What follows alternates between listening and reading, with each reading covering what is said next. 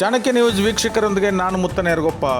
ಬಾಗಲಕೋಟೆ ಜಿಲ್ಲೆ ಬಾದಾಮಿ ತಾಲೂಕಿನ ಬಾದಾಮಿ ನಗರದ ಬಸವ ಮಂಟಪದಲ್ಲಿ ಬಾಗಲಕೋಟೆ ಎಸ್ಪಿ ಮಾರ್ಗದರ್ಶನದಲ್ಲಿ ಬಾದಾಮಿ ಪೊಲೀಸ್ ಠಾಣೆ, GMK PU college, Ayurveda college ಸಹಯೋಗದೊಂದಿಗೆ ಹಮ್ಮಿಕೊಂಡ ಮಾದಕ ವಸ್ತುಗಳ ಸೇವೆ, ಬಳಕೆ ಹಾಗೂ ಮಾರಾಟ ತಡೆ ಅರಿವು 3 ಕಾರ್ಯಕ್ರಮ ನೆರವೇರಿಸಿದರು. ಈ ಸಂದರ್ಭದಲ್ಲಿ CPI ಬಣ್ಣಿ ಅವರು, ಗಣಾಧ್ಯಕ್ಷತೆ ವಹಿಸಿರುವಂಥ ಮಹಾಂತೇಶ್ ಮಮದಾಪುರ್ ಅವರು ಅತ್ಯಂತ ವಿದ್ಯಾರ್ಥಿಗಳನ್ನು ಕುರಿತು ಮಾರ್ಮಿಕವಾಗಿ ಮಾತನಾಡಿದರು. ಸೇವನೆಯಿಂದ ನಿಮ್ಮ ಬದುಕು ದುಸ್ತರ ಸ್ಥಿತಿಗೆ ತಲುಪಲಿದೆ. ವಿದ್ಯಾರ್ಥಿ ಜೀವನವೆಂದರೆ ಭವಿಷ್ಯ ರೂಪಿಸುವ ಸಮಯ. ಮಾದಕ ವಸ್ತುಗಳ ಸೇವನೆ, ಬಳಕೆ ಹಾಗೂ ಮಾರಾಟದಿಂದ ಸಮಾಜದ ಸ್ವಾಸ್ಥ್ಯ ಹಾಳಾಗಿದ್ದು ಈ ಅರಿವು ನಿಮಗಿರಲಿ ಎಂದು ವಿದ್ಯಾರ್ಥಿಗಳಿಗೆ ಮನವರಿಕೆ ಮಾಡಿದರು. ಇದೇ ಸಂದರ್ಭದಲ್ಲಿ ಹೆಚ್ಚಿನ ಗಣ್ಯಮಾನ್ಯರು, ಸಣ್ಣ ಮಾದಕ ಹವ್ಯಾಸ ನಿಮ್ಮ ಜೀವನವನ್ನೇ ಹಾಳು ಮಾಡಲಾಗಿದೆ. ನೀವು ಸುಧಾರಿಸುವ ಜೊತೆಗೆ ನಿಮ್ಮ ಸ್ನೇಹಿತರಿಗೂ ಮನವರಿಕೆ ಮಾಡಿ ವಾತಾವರಣ ಶುದ್ಧವಾಗಿಸಿಕೊಂಡು ಅಭ್ಯಾಸದ ಕಡೆ ಗಮನ ಹರಿಸಬೇಕು. ಮದ್ಯ ವ್ಯಸನಗಳಿಂದ ಅಪರಾಧಗಳ ಕೃತ್ಯ ಇತ್ತೀಚೆಗೆ ನಡೆಯುತ್ತಿದ್ದು, ಮಾದಕ ವಸ್ತುಗಳ ಸೇವನೆ ಮಾಡುವುದರಿಂದ ದೇಹದಲ್ಲಿ ಅನಗತ್ಯ ರೋಗಗಳಿಗೆ ತುತ್ತಾಗುವ ಸಂದರ್ಭ ಬಂದು ನಿಮ್ಮೆಲ್ಲರ ಜೀವನ ಬೀದಿಗೆ ತರುವಂಥದ್ದು. ಉತ್ತಮ ಹವ್ಯಾಸಗಳ ಮೂಲಕ ನಿಮ್ಮ ಜೀವನ, ನೀವು ದೇಶದ ಉತ್ತಮ ಪ್ರಜೆಗಳಾಗಬೇಕು ಎಂದರು. ಇದೇ ಸಂದರ್ಭದಲ್ಲಿ CPI ಕರಿಯಪ್ಪ ಬಣ್ಣಿಯವರು ಸನ್ಮಾನಿಸಿ ಅವರನ್ನು ಗೌರವಿಸಲಾಯಿತು. PU ಕಾಲೇಜ್ ಪ್ರಾಚಾರ್ಯರು PS ಜವಳಿ, ಮೆಡಿಕಲ್ ಕಾಲೇಜ್ ಉಪನ್ಯಾಸಕ ಗಿರೀಶ್ ದ್ಯಾವಪ್ಪನವರು, AS ನಾಗೇಶ್ ತಳವಾರ್ ದಳವಾಯ್, ಶ್ರೀಮತಿ PB ಲಂಕೆನವರ್ ನಾಡಗೌಡ್ರು ಉಪಸ್ಥಿತರಿದ್ದರು. ಈ ಸಂದರ್ಭದಲ್ಲಿ ಅತ್ಯಂತ ಮಾರಕವಾಗಿ ಮಾದಕ ವಸ್ತುಗಳ ಸೇವನೆ, ಬಳಕೆ ಹಾಗೂ ಮಾರಾಟ ತಡೆ ಅರಿವು ಮೂಡಿಸುವಂಥ ಕಾರ್ಯಕ್ರಮವನ್ನು ಅತ್ಯಂತ ಮಾರ್ಮಿಕವಾಗಿ ವಿದ್ಯಾರ್ಥಿಗೆ ಮನವರಿಕೆ ಮಾಡುವಂಥ ಕೆಲಸವನ್ನು ಇಲಾಖೆ ಮಾಡಲಾಯಿತು.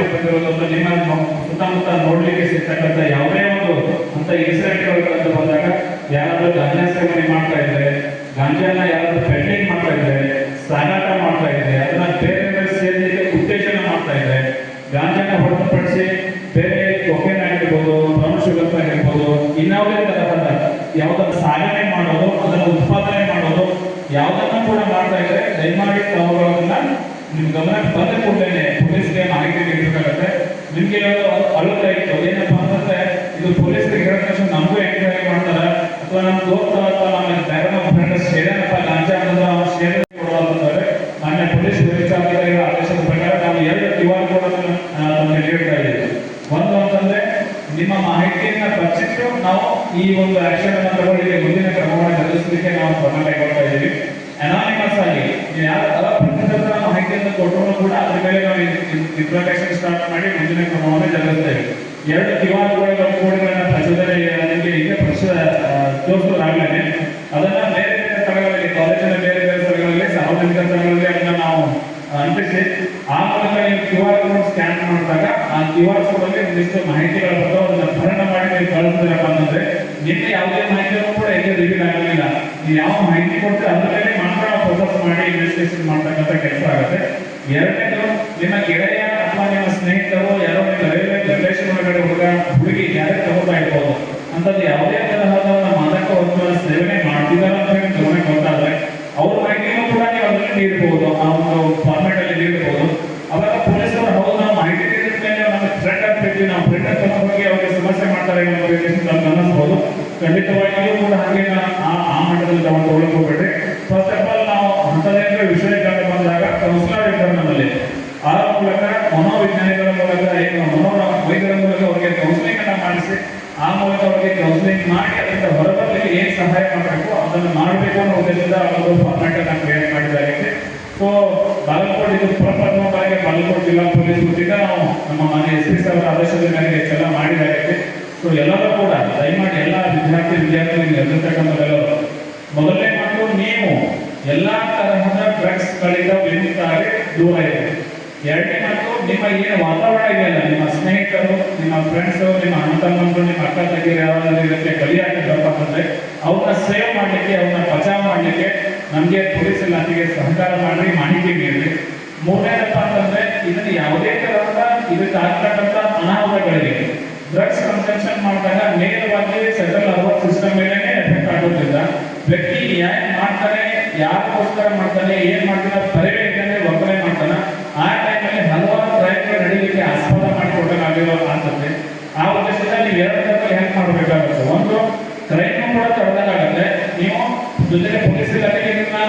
ನಿಷೇಧ ಮಾಡಲಿಕ್ಕೆ ಸಹಕಾರ ಮಾಡಲಿಕ್ಕೆ ಆಗುತ್ತೆ.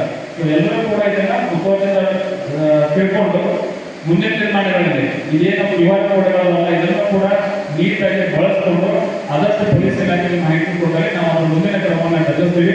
ಯಾರೇ ವ್ಯಕ್ತಿ ಆಗಿರಲಿ, ಎಂಥವ್ರೇ ಆಗಿರಲಿ, ಕಾಲೇಜ್ ಒಳಗಿನವಿರಲಿ, ಕಾಲೇಜ್ ಹೊರಗಿನವಿರಲಿ, ನಿಮಗೆ ಸಂಬಂಧಪಟ್ಟರೆ ಪ್ರೊಬ್ಲೇಮೇ ಇರಲಿ, ನೀವು ಮಾಹಿತಿ ನೀಡಬೇಕು ಅಂತಿದ್ದಾಗ ದಯವಿಟ್ಟು ಮಾಹಿತಿಯನ್ನು ನೀಡಬೇಕು. ಈ ಮೂಲಕ ನಾನು ಹೇಳ್ತೀನಿ.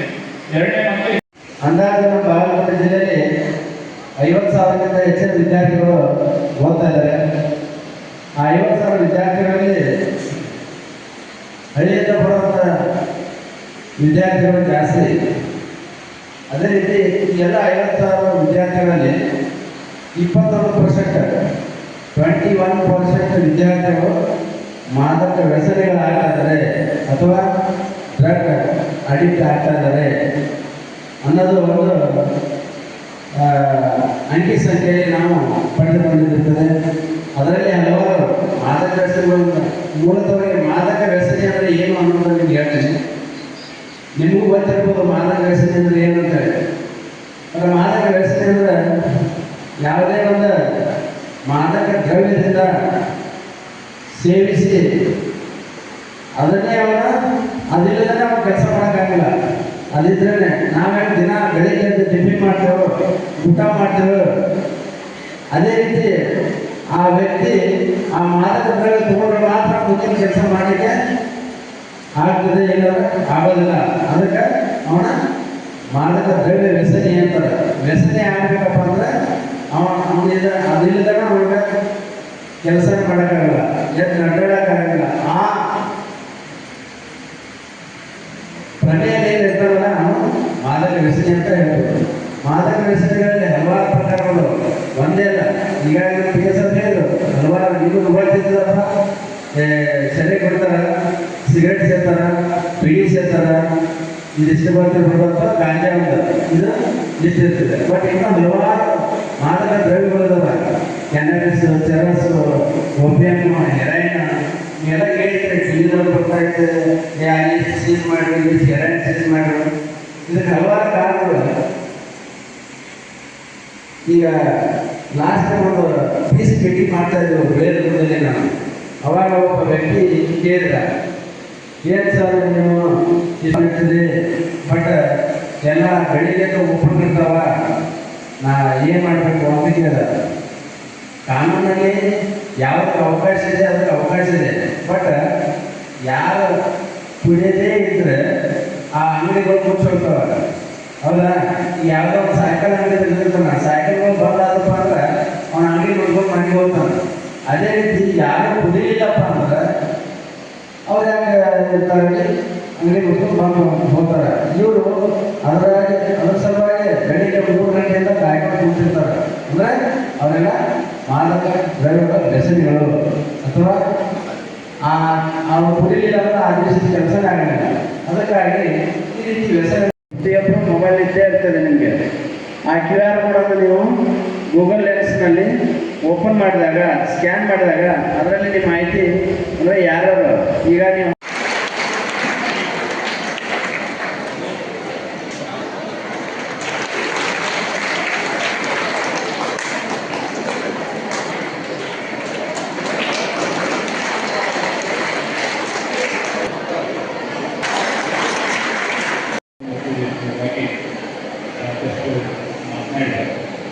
ನನ್ನ ನೆಚ್ಚಿಗೆ ಸಮಯವನ್ನು ಕೊಡದೆ ನೇರವಾಗಿ ನಾನು ವಿಷಯಕ್ಕೆ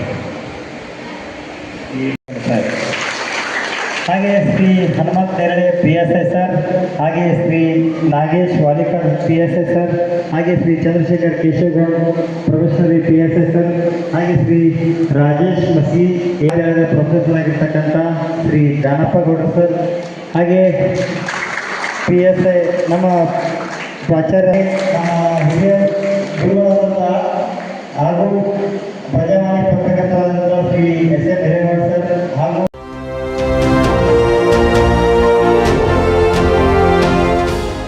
ಚಾಣಕ್ಯನ ಛಲ ಜನರ ಪರ, ಸದಾ ಶುದ್ಧ ಸುದ್ದಿಗಳೊಂದಿಗೆ ನಿಮ್ಮ ಚಾಣಕ್ಯ ನ್ಯೂಸ್.